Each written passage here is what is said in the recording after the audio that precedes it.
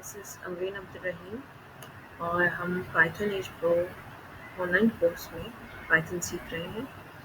अभी तक हमने पाइथन बेसिक को ही फॉलो कर रहे हैं, उसके अलावा हम पाइथन की प्रैक्टिस और जारी रखेंगे।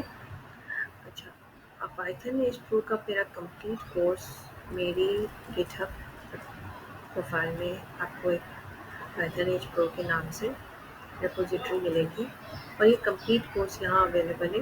क्लास 1, क्लास 2, क्लास 3 इस तरह इसमें मैंने सारी जो अब तक हमने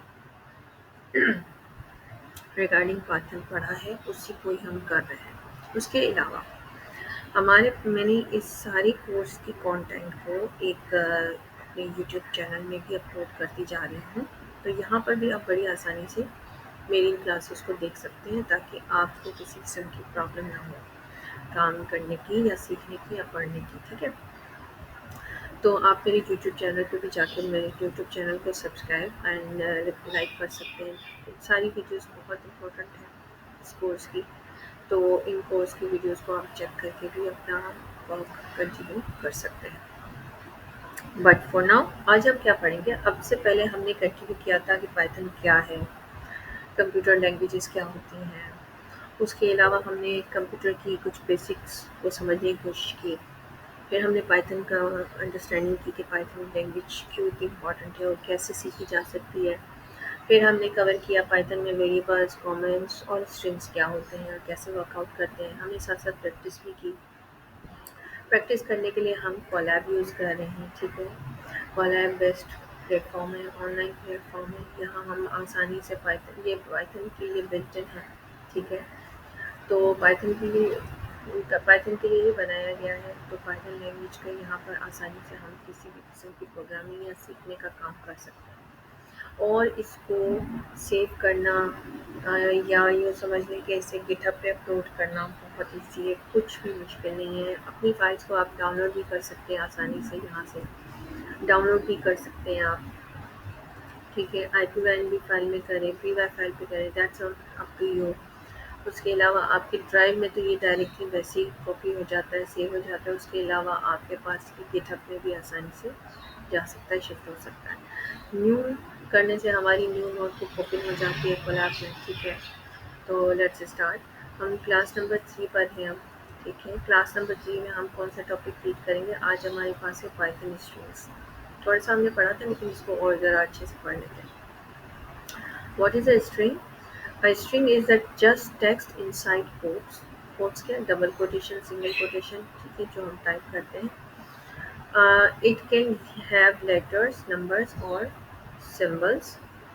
Using single use single quotation और डबल कोटेशन दोनों का सेम पर्पज़ है कि हम उसको स्ट्रिंग बनाने के लिए काम करते हैं। Assigning a string to a variable is done with the variable name followed by an equal sign and the string. अगर हम वेरिएबल बना रहे हैं तो यहाँ हमें वेरिएबल बनाने के लिए डबल कोटेशन की नीड नहीं है। We just need to write any variable name and is equal to के बाद हम कोई भी स्ट्रिंग टाइप करेंगे तो हम या तो डबल कोटेशन में लिखेंगे या तो हम उसे सिंगल कोटेशन में भी लिख सकते हैं। और जब जब हम उसका डेटा टाइप मालूम करना चाहेंगे तो पाइथन हमें उसका डेटा टाइप भी बता देगा कि एक्चुअल में हम कौन सा डेटा टाइप यूज़ कर रहे हैं। ठीक है, for suppose in next line I want to know कि what is the data type of these variables जो मैंने अभी बनाए हैं। ठीक है, आई जस्ट हम जैसे पहले भी डिस्कस कर चुके हैं कि किसी भी किस्म का डेटा टाइप, सपोज मैंने बहुत लंबा प्रोग्राम बनाया, मैं भूल गई हूँ कि किस वेरिएबल में मैंने क्या डेटा टाइप पुट किया था, तो फिर हम उसका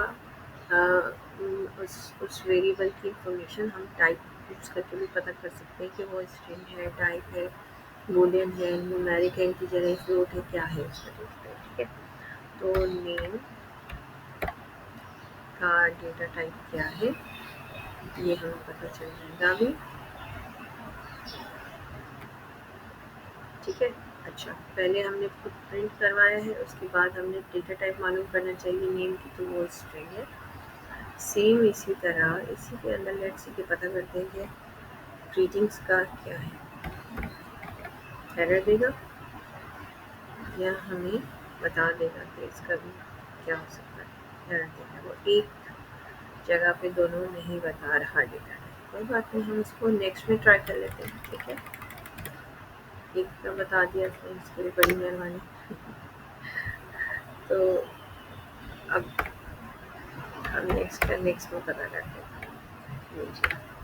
वालेट की मज़े की बात है कि इसके इंटेलिजेंस हमें फ़ौरन से बता। अच्छा, दूसरा डेटा टाइप भी हमें पता चल गया कि दैट इज़ ऑल्सो स्ट्रिंग। अगर यहाँ मैं कोई और न्यूमेरिक कोई चीज़ रखना चाहती हूँ, फॉर सपोज मेरी एज, सपोज करें हम किसी की एज रखते हैं 58 और इसको हम नेक्स्ट सेल में प्रिंट करवाते हैं।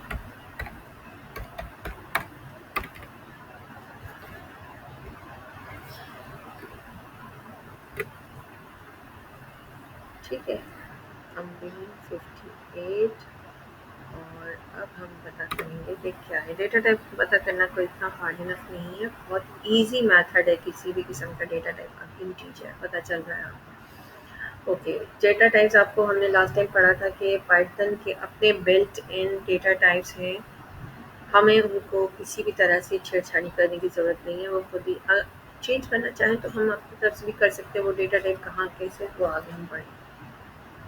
फॉर सपोज अगर मुझे नंबर है कोई इस तरह के जो हम नहीं चाहते कि उस पर कोई अर्थमेटिकल ऑपरेशन हो, तो हम उसे स्ट्रिंग में भी कर दें तो वो उसको एज ए स्ट्रिंग ही रीड करेगा।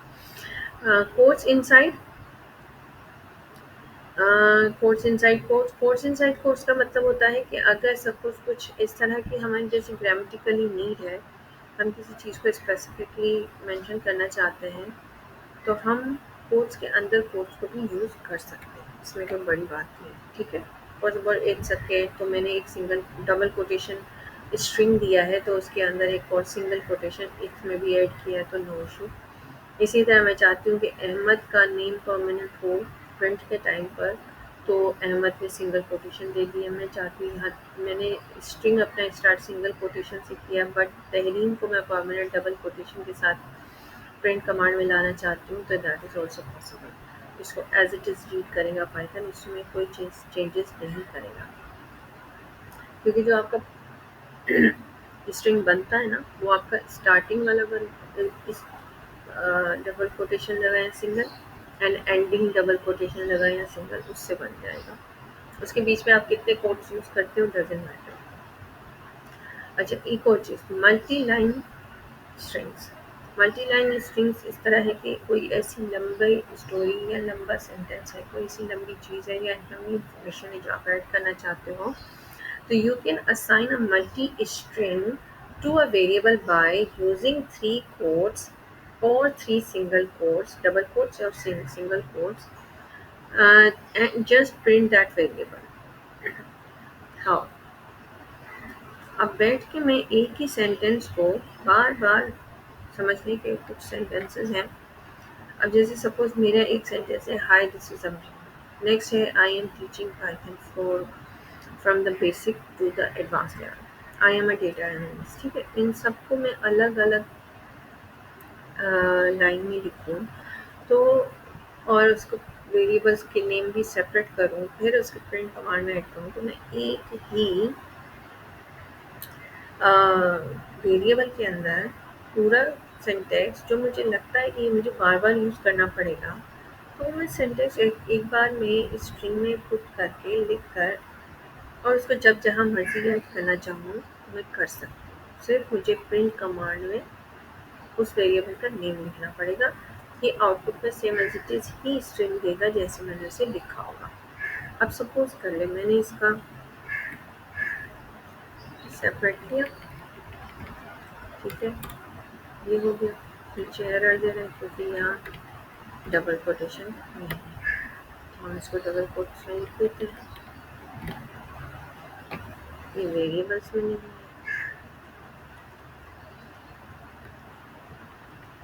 ठीक है।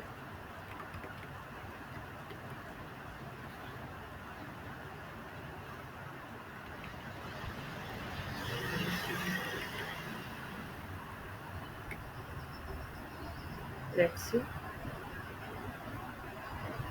इसने सिर्फ एक ही लाइन रीड की है, क्योंकि अदर सिंटेक्स जो है स्ट्रिंग वो मैंने किसी वेरिएबल में पुट नहीं किया। एक वेरिएबल के अंदर डबल कोटेशन में मैंने जो कुछ भी राइट किया है वो उसी को ही फॉलो कर रहा है। अब मैं इसको सॉरी एज यू नो आजकल ज़रा वेदर ऐसे चल रहा है कि नज़ले ज़ुकाम का मसला है ही। उसके अलावा अच्छा अब हम करते हैं यहाँ पर कॉमा डी कॉमा सी, जैसे हमने पढ़ा था कि मल्टीपल हम देख सकते हैं एक ही लाइन। अब देखिए ये पूरा एक लाइन में पूरी रीड कर रहे हैं।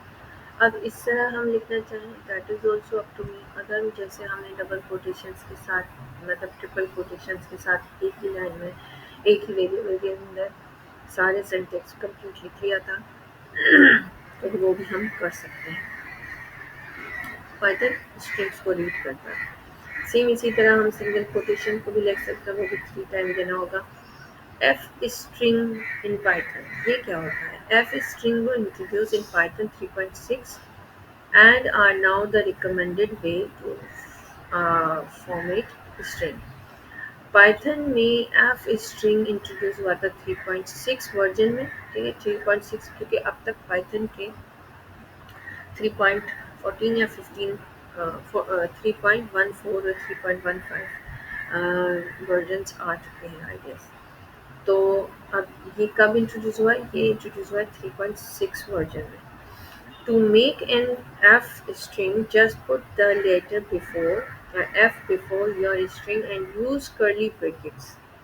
जहाँ भी आपको वेरिएबल पुट करना है तो वहाँ आप कर्ली ब्रैकेट्स यूज करेंगे inside the string to insert variables, expressions and operations.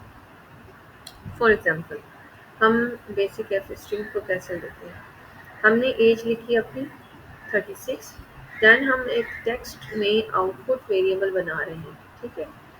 इस तरह बनाए या वैसे बनाए बात तो एक ही है। अब इसको हम कैसे यूज़ करेंगे? एफ स्ट्रिंग के साथ। एफ स्ट्रिंग हमारे लिए काफ़ी हेल्पफुल होता है अगर लंबी चौड़ी कहानी लिखनी है या लंबे स्ट्रिंग्स लिखने हैं। तो यहाँ पर हमारे पास एफ के अंदर माई नेम इज़ जॉन, ठीक है। आई एम कर्ली ब्रैकेट्स में मैंने क्या लिखा है? Variable name. अब हम इसको सिर्फ और सिर्फ टेक्स्ट को पुट करेंगे तो हमारे पास वेरिएबल आ रहा है और हमें बार बार डबल कोटेशन देने की ज़रूरत नहीं पड़ी। हम उससे पहले क्या करते हैं, हम यहाँ पर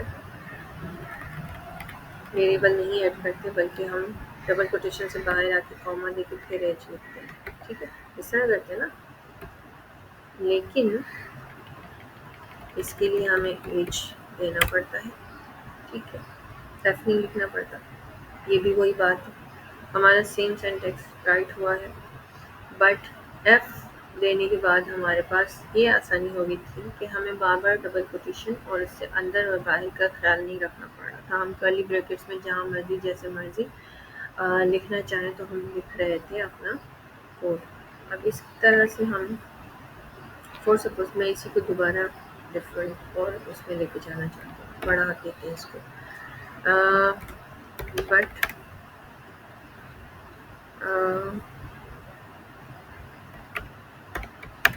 John is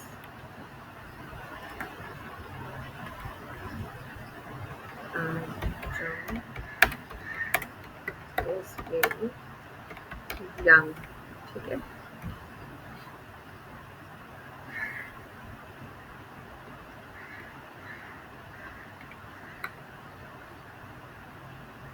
इससे बाहर में